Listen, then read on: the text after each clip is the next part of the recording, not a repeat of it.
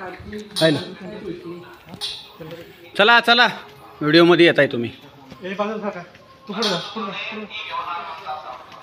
आमच्या मध्ये येऊ नको. आता आपण आलेलो आहे 300 पायऱ्यावरती चढून.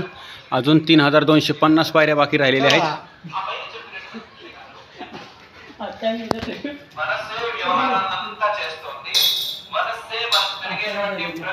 आणि रस्त्याला आमच्या पांजिनाशिवाय कोणच नाही.